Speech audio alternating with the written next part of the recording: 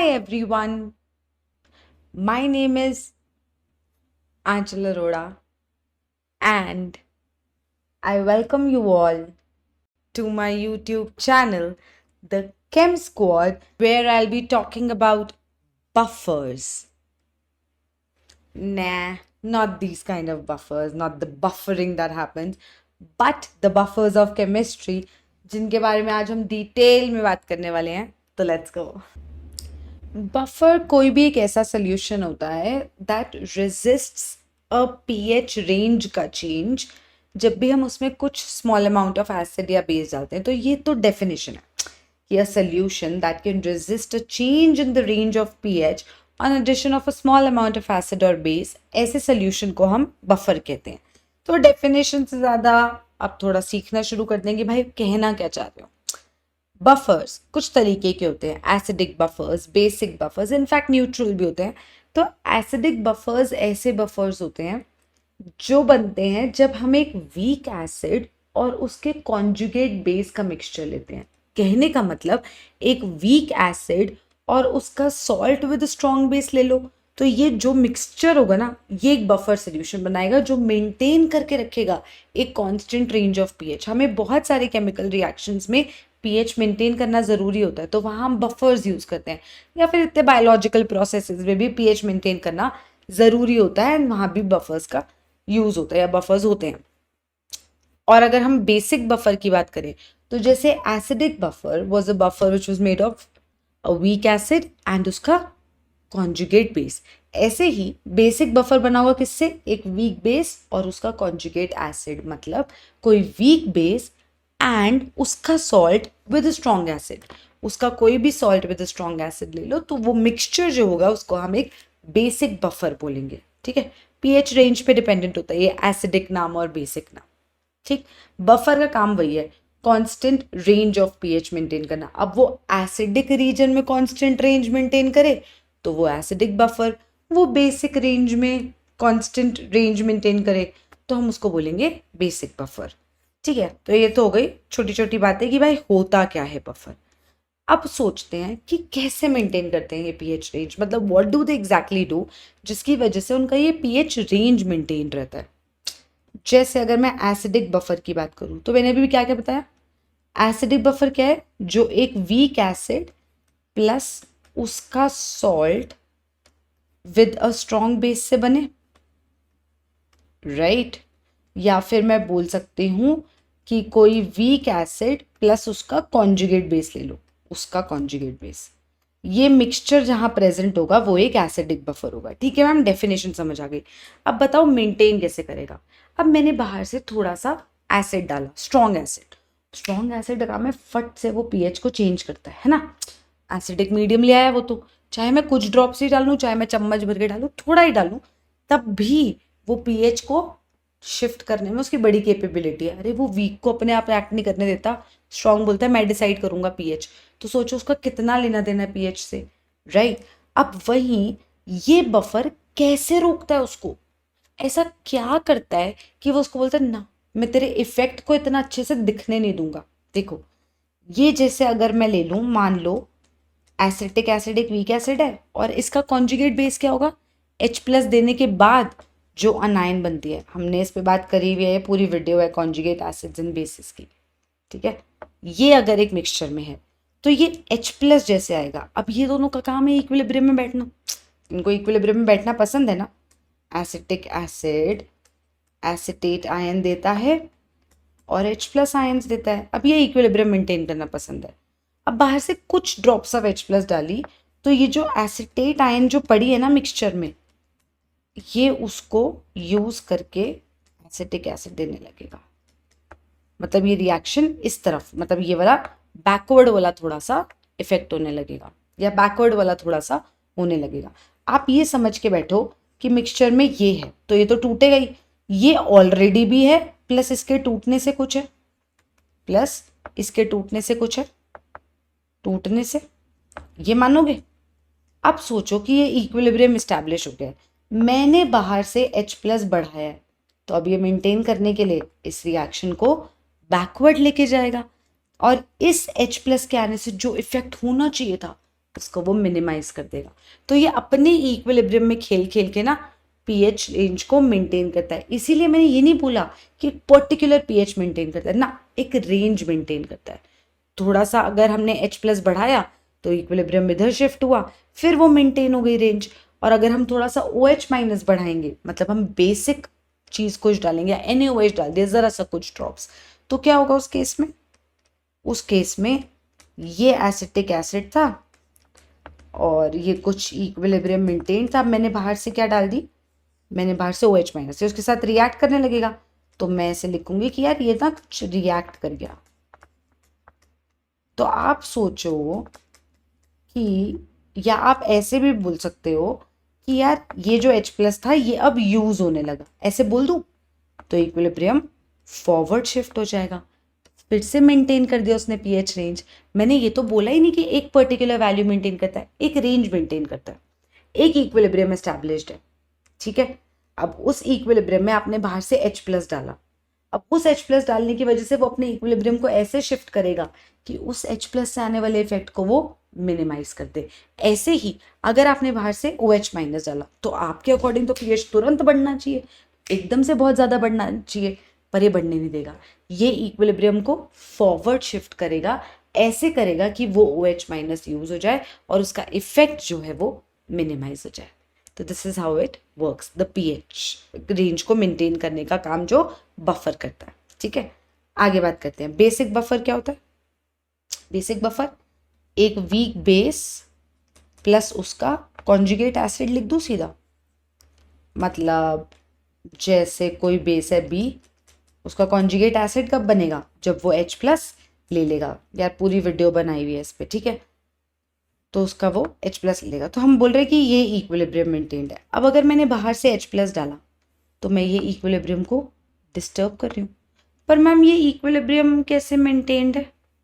उल्टा सोचो, मिक्सचर सोचो, मिक्सचर है ना, उसमें वो बेस है और उसमें वो BH+ है। चलो तुम्हें ये चीज नहीं दिख रही, तुम्हें ये चीज तो दिख रही है, ये तो दिख गया। इधर से ले आओ इक्विलिब्रियम या इधर से ले आओ, बात तो एक ही है।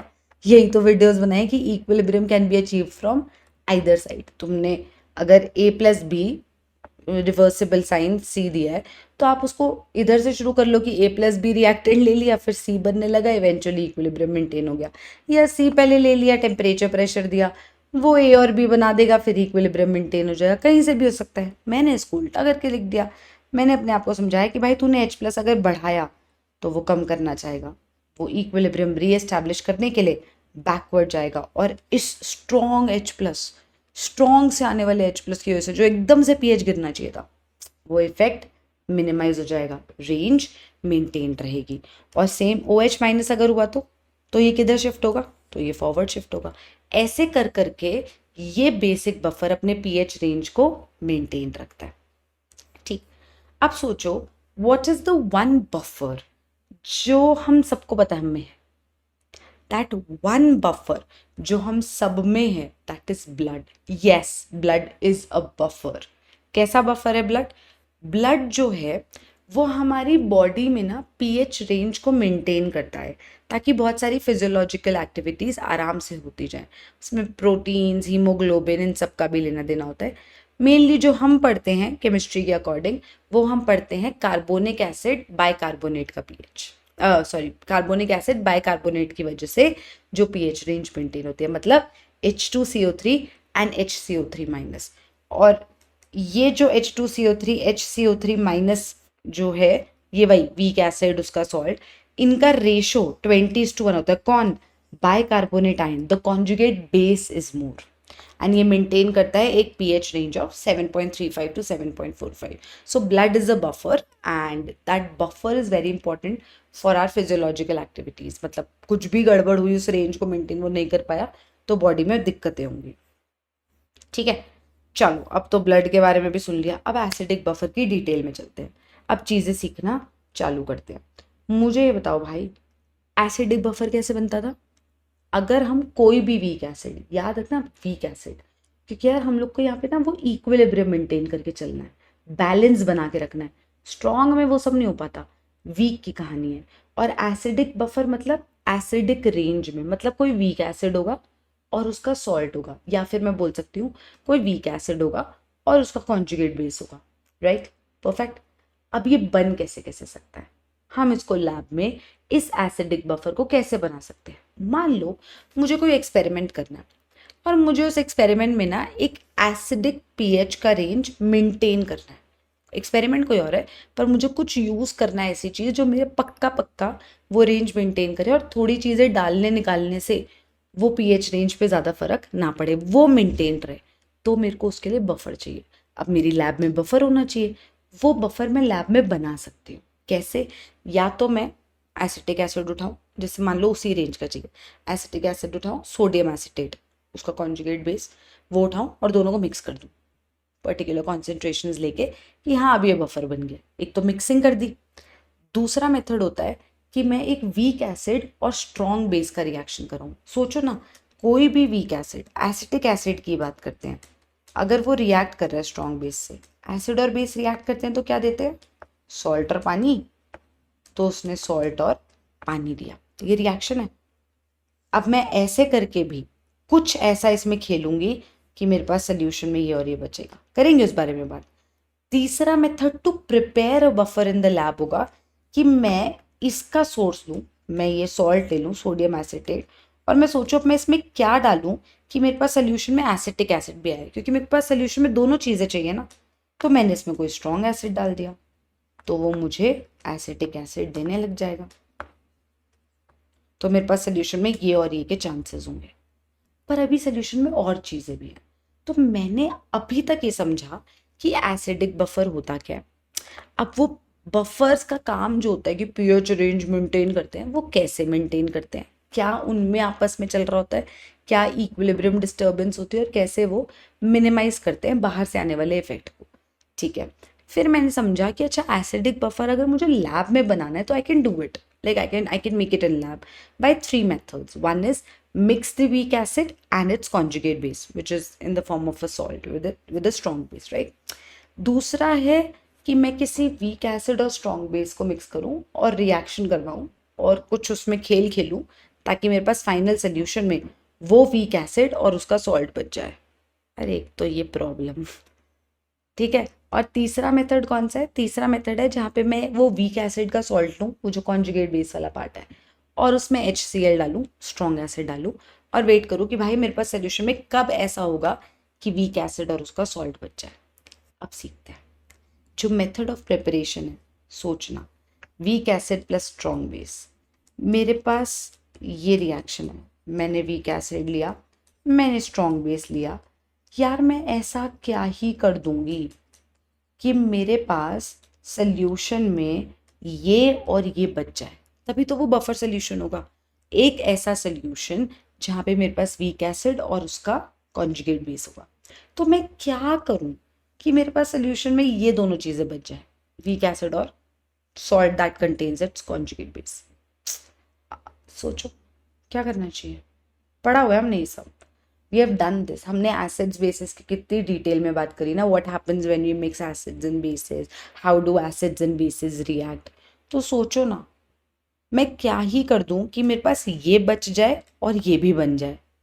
तो मुझे इसको लिमिटिंग रिएजेंट लेना चाहिए, है ना, ताकि ये निपट जाए, ख़त्म हो जाए, ये कुछ बचे और ये कुछ बने। और ऐसा होने की वजह से जो भी मेरा सल्यूशन बनेगा जिसमें ये दोनों चीज़ें होंगी वो एक एसिडिक बफर होगा। I hope you got the point, right? ऐसा होगा, ठीक है। तो मुझे एक बात बताओ, मेरे पास ये रिएक्शन है, इसको करना शुरू करें, सीखना चालू करें। क्या करना चाहिए? सबसे पहले मैंने एक डब्बा लिया जिसमें एसिटिक एसिड का सोल्यूशन था, जो था 0.1 मोलर 80 ml, और मेरे पास दूसरे डब्बे में था 0.1 मोलर 20 ml NaOH। मैंने इन दोनों को मिक्स किया। जब मैंने इन दोनों को मिक्स किया तो ओवरऑल वॉल्यूम चेंज होएगी, है ना? तो ओवरऑल वॉल्यूम चेंज होगी, दोनों की कॉन्सेंट्रेशंस चेंज होंगी। एक तरीका ये था, एक और तरीका याद है? लॉ ऑफ केमिकल इक्विवेलेंस लगा के दोनों के मिली इक्विवेलेंस निकालो और देखो कौन कितना बचेगा, डिवाइडेड बाय टोटल वॉल्यूम कर दो, कॉन्सेंट्रेशन आ जाएगी। किया हुआ ये सब पढ़ा हुआ है हमने। अब उन चीज़ों को यूज़ करना है। देखो, ग्राम इक्विवेलेंट्स होता है molarity into volume into N factor. Recall करा रही हूँ, ठीक है, इसीलिए साइड पे लिख रही हूँ। अगर मैं इस वॉल्यूम को ml में ले लूँ तो मेरे पास मिली इक्विवेलेंस आएगा। अगर मैं इस वॉल्यूम को ml में ले लूँ तो मेरे पास मिली इक्विवेलेंस आएगा। और एन फैक्टर एसिड्स के लिए होता है कि वो कितना H+ दे सकते हैं या वो कितने OH- के साथ रिएक्ट कर सकते हैं। बेसिस के लिए होता है कितना OH- दे सकते हैं और कितने H+ के साथ रिएक्ट कर सकते हैं। अब ये तो जनहित में जा रही था, सब कुछ ही जनहित में जा रही है, बट ये रिकॉल करा रही थी मैं। तो मोलारिटी अपने पास है, वॉल्यूम अपने पास है, एन फैक्टर और आ जाए तो मेरे पास दोनों के मिली इक्विवेलेंट्स आ जाएंगे। इसका एन फैक्टर है 1, इसका एन फैक्टर है 1। ये एक H+ दे सकता है, ये एक OH- दे सकता है ना। Milliequivalents, molarity into volume into N factor, 8 milliequivalent आ जाएगा। Molarity into volume into N factor 2 milliequivalent. ये है शुरू की कहानी। अभी रिएक्शन शुरू होना है, initially at time t is equal to 0। अभी ये बनानी है, अभी नहीं बना भाई, अभी तो रिएक्शन शुरू करेंगे। अब लॉ ऑफ केमिकल इक्विवेलेंस कहता है कि irrespective of moles, moles, stoichiometry, पोक्योमेट्री, लॉ ऑफ केमिकल इक्विवेलेंस कहता है अगर 1 gram equivalent of acetic acid है तो उसको 1 ही ग्राम इक्विवेलेंट ऑफ NaOH चाहिए होगा टू रिएक्ट कंप्लीटली। तो इक्वल ग्राम इक्विवेलेंस में रिएक्ट करते हैं ना। तो अब सोचो, ये 8 मिली इक्विवेलेंट है, ये 2 है, 2 को 2 ही चाहिए ना, तो ये तो लिमिटिंग रिएजेंट है, ये होगा खत्म, ये खत्म होगा, तो ये खत्म कर दो। बचा कौन? ये बचा। कितना? 2 के साथ 2 रिएक्ट कर जाएगा, 6 बचेगा, राइट। 6 बचेगा, 2 रिएक्ट कर चुका है, -2 हो चुका है। एंड अगर ये 2 रिएक्ट करेगा तो ये 2 ही बनेगा, इक्वल ग्राम इक्विवेलेंस प्रोड्यूस करता है वो, राइट। तो ये 2 मिली इक्विवेलेंस बनेगा। तो ये 6 बचा, ये 2 बना। अब मेरे पास मेरे बच्चों इस फाइनल सोल्यूशन में कौन कौन बचा है? मेरे पास इस फाइनल सोल्यूशन में एक वीक एसिड और उसका सॉल्ट या कॉन्जुगेट बेस देने वाली या अनायन देने वाली चीज़ बची है। तो ये सोल्यूशन अब बफर बना है, हमने लैब में बनाया है। हमने दिमाग लगाया कि अगर मैं ऐसे खेलूं कि मेरे पास NaOH कम रह जाए तो वो जो सोल्यूशन है उसमें एक वीक एसिड और उसका सॉल्ट बचेगा जिसको एसिडिक बफर कहते हैं। अब एसिडिक बफर बन चुका है, इसका pH निकालना सीखेंगे। तो नाउ इन द सोल्यूशन मेरे पास ये बचा है एसिटिक एसिड, ये बचा है सोडियम एसिटेट, राइट। ज़रा कॉन्सेंट्रेशंस निकालें। अरे हाँ, तो अगर हम कॉन्सेंट्रेशन निकालें तो एसिटिक एसिड की कॉन्सेंट्रेशन कितनी हो जाएगी? उसके कितने मिली इक्विवेलेंट्स हैं अपॉन टोटल वॉल्यूम, दोनों मिक्स हुए ना, टोटल वॉल्यूम ऐड होएगी अपॉन 100। यार ये भी मिली में है, ये भी मिली में है, बातें खत्म हो जाएंगी। 0.06 नॉर्मल, या फिर नॉर्मेलिटी क्या होता है? Molarity into N factor, N factor 1 है, मोलर भी 0.06 मोलर आ जाएगा। एसिटेट आयन की कॉन्सेंट्रेशन कितनी है? 2/100, 0.02 नॉर्मल, या फिर क्योंकि एन फैक्टर 1 है, सॉल्ट है, टोटल पॉजिटिव या नेगेटिव चार्ज एन फैक्टर होता है, तो मोलारिटी भी इतनी आ गई। अब मेरे पास इसकी कॉन्सेंट्रेशन भी है, इसकी कॉन्सेंट्रेशन भी है, मेरे पास फाइनल सोल्यूशन में बस ये 2 लोग बचे हैं, एसिटिक एसिड और सोडियम एसिटेट। ये बचा है 0.06 मोलर, ये बना है 0.02 मोलर। परफेक्ट। अब मुझे एक चीज सोच के बताओ, अगर एसिटिक एसिड सोल्यूशन में है, टूटेगा? ठीक है, एसिटिक एसिड एक्वस सोल्यूशन है तो CH3COO माइनस प्लस H+। बिल्कुल शुरू की बात करते हैं कि बस ये बना ही बना है सोल्यूशन, शुरू की बात करते हैं। तो ये 0.06 है अभी सोल्यूशन में है, ये 0.02 मोलर है, इतना पड़ा है। अब ये टूटना फूटना शुरू हुआ, इक्विलिब्रियम आया, तो मान लो ये कुछ बचा, इतना है ना, कुछ टूटा। क्या टूटा? 0.06 अल्फा टूटा। ये सब हम करना सीख चुके हैं पिछली वीडियोस में, और उन वीडियोस का लिंक मैं डिस्क्रिप्शन में डाल दूंगी, देखना ज़रूर भाई, ऐसे फिर रोने लग जाओगे कि मुझे भूल गया। और ये 0.06 अल्फा बना, ये भी 0.06 अल्फा बना। एक से एक बनता है तो 0.06 अल्फा से 0.06 अल्फा बना, एक से एक बनता है तो 0.06 अल्फा से 0.06 अल्फा बना। बट ये ऑलरेडी भी कुछ है। अब बताओ, अल्फा की वैल्यू बहुत छोटी मानते हैं हम, alpha very very less than 1 मानते हैं, लेस देन इक्वल टू 5%। तो दिस थिंग इनटू बहुत छोटी वैल्यू, बहुत छोटी वैल्यू निगलेक्ट हो जाएगा। ये हो जाएगा ऑलमोस्ट इक्वल टू 0.02, ये हो जाएगा ऑलमोस्ट इक्वल टू 0.06 और ये है 0.06 अल्फा। 1 की रिस्पेक्ट में निगलेक्ट कर दिया, चलेगा? ठीक है, ध्यान से देखना, ये 0.02 था क्या? Concentration of the conjugate base या फिर द सॉल्ट से आने वाली कॉमन आयन। ये क्या था? जो एसिटिक एसिड की कॉन्सेंट्रेशन थी, राइट? ये याद रखना। आगे बात करें, यहाँ तक पहुँच गए भाई, काफ़ी कुछ पहुँच गए। अब ये इक्विलिब्रियम पे आई है बात। के ए पता है हमें, दिया ही होगा। K A is equal to CH3COO minus की कॉन्सेंट्रेशन इंटू H+ की कॉन्सेंट्रेशन अपॉन एसिटिक एसिड की कॉन्सेंट्रेशन, राइट? राइट, हम लोग को क्या क्या पता है उस पर मैं टिक लगा रही हूँ, अभी वैल्यूज डालूंगी या यहाँ पे डाल ही देती हूँ, छोड़ो। के ए मान लो 10⁻⁻5 दिया है, ठीक है? ये है 0.02 इंटू H+ की कॉन्सेंट्रेशन अपॉन 0.06। H+ की कॉन्सेंट्रेशन को लिख दो 0.06 अल्फा इंटू 0.06 अल्फा, ये और ये कट गया। अब यहाँ पे ध्यान से देखिएगा, H+ की कॉन्सेंट्रेशन इज इक्वल टू के ए इंटू एसिटिक एसिड की concentration divided bye acetate ion की concentration.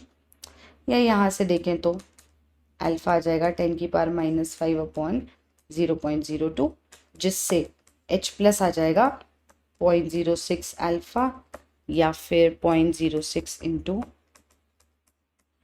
Which is nothing but क्या? Which is nothing but acetic acid की कॉन्सेंट्रेशन, एसिटेट आयन। यहाँ तक पहुँच गए।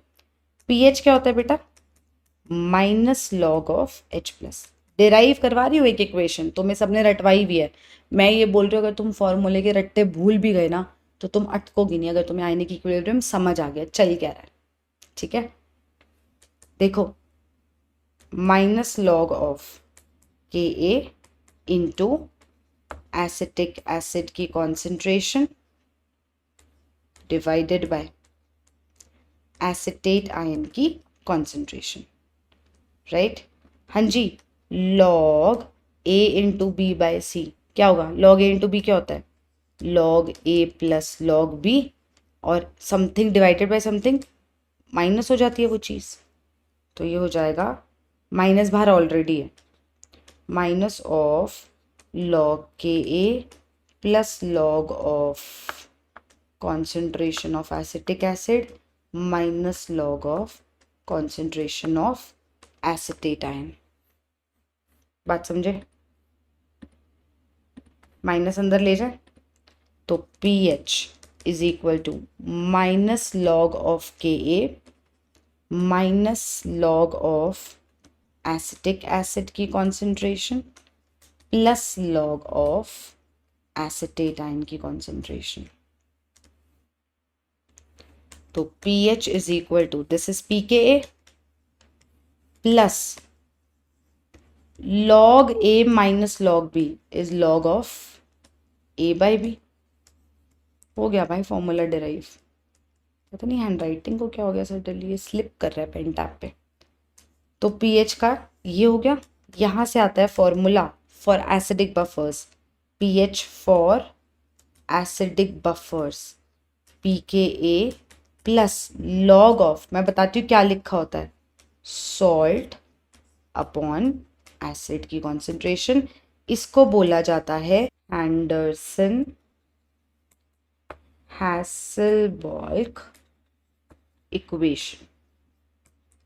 इंपॉर्टेंट पॉइंट, बहुत इंपॉर्टेंट पॉइंट, बहुत बच्चे ये गलती करते हैं, तुम मत कर देना क्योंकि तुम चीज़ें सीख रहे हो। मैं भी ये बोलूँगी कि तुमने अगर कोई competitive एग्जाम भी देते हो या जो भी, if you can remember this formula please do, because ये फॉर्मूला डायरेक्टली याद करने से भी क्वेश्चंस हो जाते हैं, ये मैं भी बोलूँगी. But you should also know how is something happening, उससे तुम्हारी अंडरस्टैंडिंग अच्छी होगी. तुम्हें कल को उसने टाइट्रेशन दे दी, मान लो उसने तुमको डायरेक्ट फार्मूला कराया ही नहीं.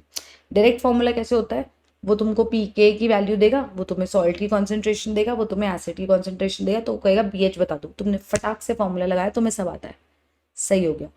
मान लो उसका दिमाग घूम गया, उसने तुम्हें क्वेश्चन लिख के दिया, ध्यान से सुनना, कि मैंने ना इतना एसिड लिया इतने ml, उसमें ना मैंने 0.1 मोलर NaOH डाला 10 ही ml, फाइनल जो सोल्यूशन बनेगा ना उसका pH बता.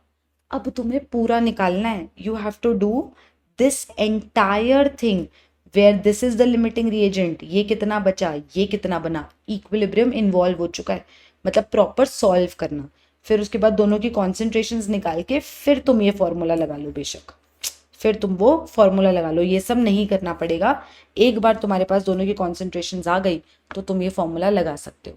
तो मेरी बात समझे. अगर डायरेक्ट मिक्सिंग वाला क्वेश्चन आया तो बहुत ईजी है.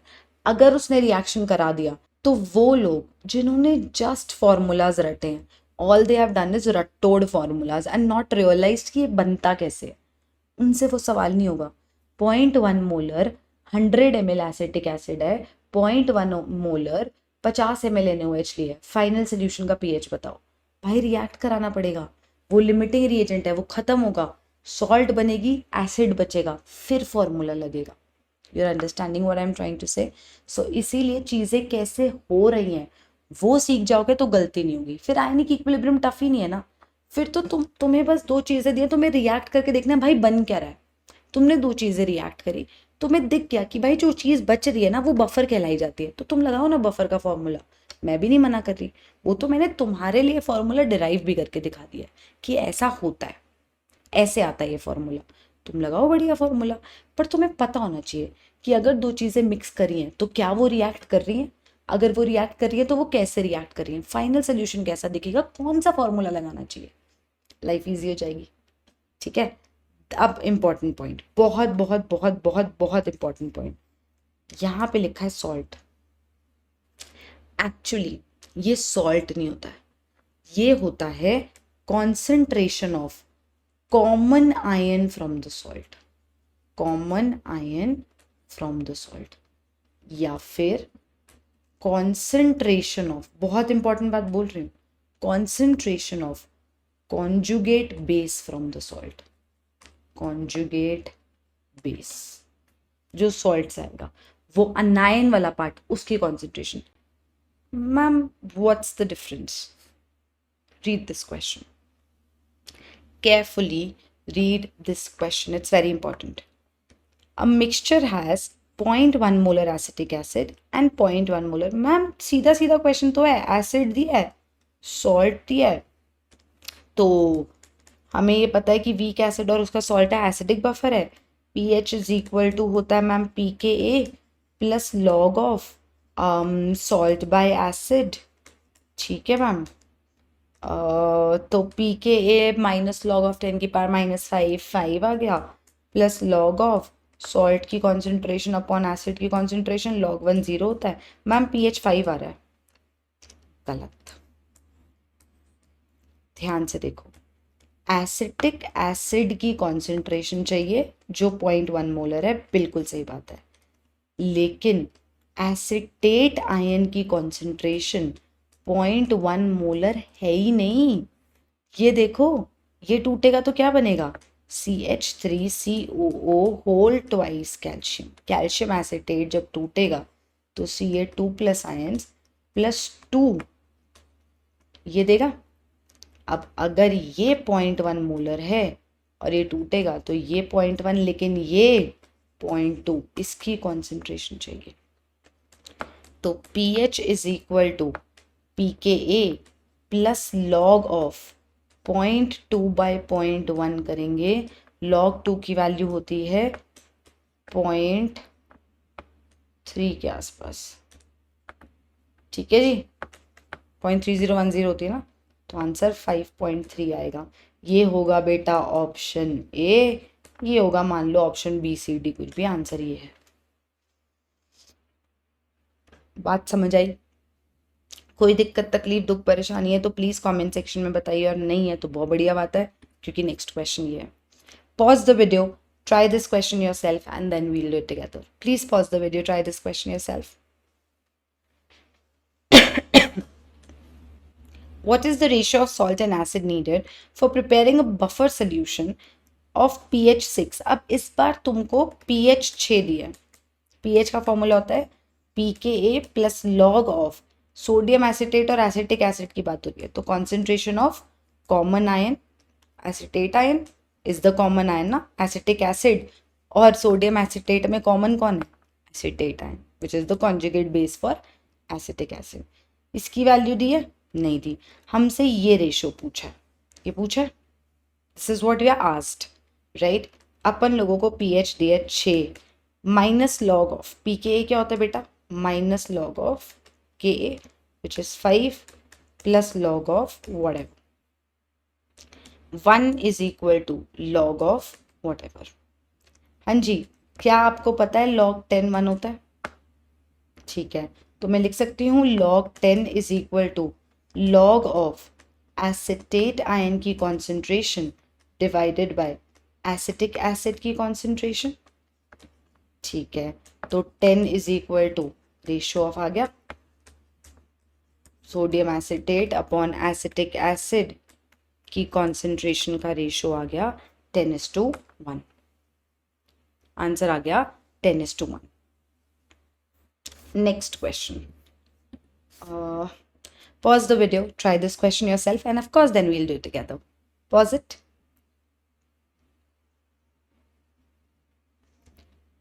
Which amongst the following mixtures can form an acidic buffer? Which amongst the following mixtures can form an acidic buffer? Acidic buffer होता है weak acid और उसका conjugate base होना चाहिए, मतलब weak acid और उसी का सॉल्ट हो, उसी एसिड का कोई सॉल्ट हो स्ट्रॉन्ग बेस के साथ, तो वो, तो ये वीक एसिड और उसका सॉल्ट। स्ट्रॉन्ग एसिड बफर्स नहीं बनाते, स्ट्रॉन्ग और वीक तो बिल्कुल नहीं होएगा, दोनों एसिड्स हैं।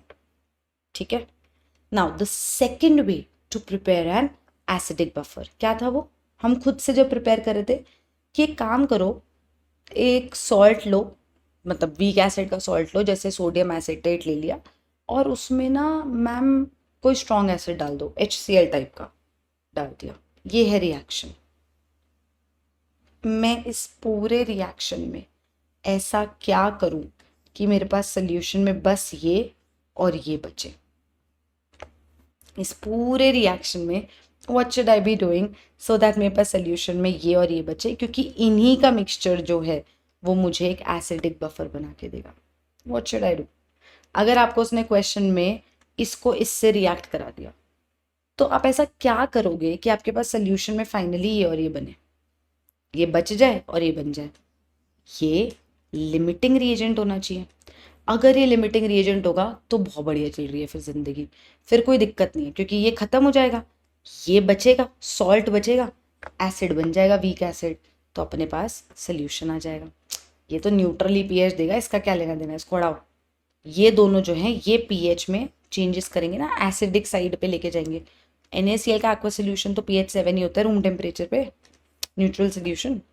तो चलो अब इसकी बात करते हैं। मान लो ये 0.1 मोलर 100 ml मैंने लिया, ठीक है, और मान लो ये 0.1 मोलर 50 ml मैंने लिया सोल्यूशन। फाइनल सोल्यूशन का pH क्या होगा? Given Ka for acetic acid is 10⁻⁵। Think, आप अपने आप डिराइव करो, अपने आप वहां तक पहुंचो। मैं तो पहुंचा ही रही हूँ यार, मुझे तो कोई प्रॉब्लम नहीं, मैं तो सारे एसिडिक बफर का तरीका डिराइव करवाया, everything including questions, including important points. The point being तुम खुद से कितना डिराइव कर पाते हो। एग्जैक्ट सेम चीज़ है, दो चीज़ें रिएक्ट कर रही हैं बेटा, इसके पास इसको H+ की जरूरत है, H+ का सोर्स है, ये इससे H+ लेगा, तो रिएक्ट कर रहे हैं ना, रिएक्ट कर रहे हैं। अब कोई चीज़ रिएक्ट करती है, तो अगर तुम इक्विवेलेंट्स तक पहुंच गए तो फिर तो आराम से खेल लोगे, तो पहुंचो इक्विवेलेंट्स तक, डू दैट। मोलैरिटी दी है, वॉल्यूम दी है, इन फैक्टर अगर हम निकाल लें तो अपने पास मिली इक्विवेलेंट्स आ जाएंगे। इन फैक्टर वन एक H प्लस देता है, एक H प्लस लेता है, ऐसे सोच लो। या फिर सॉल्ट है तो प्लस माइनस देख लो, वैसे ये एक H प्लस लेता है तो वैसे देखेंगे। तो ये 10 मिली इक्विवेलेंट्स, ये 5, हाँ जी 5 कम होते हैं, ये लिमिटिंग रिएजेंट है, 5 के 5 रिएक्ट कर जाएंगे, 10 में से 5 गए, ये 5 मिली इक्विवेलेंट्स बचेंगे। बहुत बढ़िया। और ये कितना बनेगा, एक रिएक्ट करता तो एक बनता, 5 रिएक्ट करेंगे तो 5 मिली इक्विवेलेंट्स बनेंगे, तो ये 5 बन गए, राइट। कॉन्सेंट्रेशन निकालनी है, 5/150, 5/150। तो अब मेरे पास वीक एसिड की कॉन्सेंट्रेशन भी है, सॉल्ट की भी है। फटाक से पीएच का फॉर्मूला लगाओ, pH is equal to pKa plus log of salt से आने वाले कॉमन आयन की कॉन्सेंट्रेशन अपॉन एसिड की कॉन्सेंट्रेशन। तो pK अगर Ka 10⁻⁻5 है तो pK 5,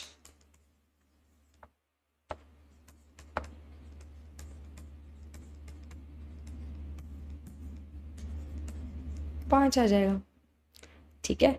तो आज की वीडियो में हमने बस इंट्रोडक्शन करा व्हाट आर बफर्स, ठीक है। फिर बफर्स किस किस तरह के होते हैं, बफर्स ये पीएच रेंज को मेंटेन कैसे करते हैं, एसिडिक बफर्स हम लैब में कैसे कैसे बना सकते हैं, फिर हमने उनको बनाया, फिर हमने हैंडरसन हैसेलबर्ग इक्वेशन के बारे में पढ़ा, फिर उसके बाद हमने उसको अप्लाई करना भी चालू करा और कहाँ कहाँ गलती नहीं करनी है वो भी आज के वीडियो में सीखा। नेक्स्ट वीडियो में हम लोग बेसिक बफर्स की बात करेंगे, next video which will be coming out tomorrow, उसमें हम बेसिक बफर्स की बात करेंगे, सिमिलर तरीके से क्वेश्चंस अटेम्प्ट करेंगे and then we'll move on to salt hydrolysis, फिर तो खत्म, ठीक है। So I will see you in the next video. Please subscribe to the channel, और अगर कर लिया तो प्लीज़ औरों से करवा दो, प्लीज़ प्लीज़ वीडियोस को लाइक किया करो, कुछ तो बोला करो कमेंट सेक्शन में। देखो इतने इंपॉर्टेंट टॉपिक्स ऐसे पढ़ा दे रही हूँ कि देख भाई सीख ले यार, तू सीख ले भाई, मैं बैठी हूँ, फिर भी तुम कमेंट सेक्शन में कुछ नहीं लिख रहे हो, ऐसे मत करो यार।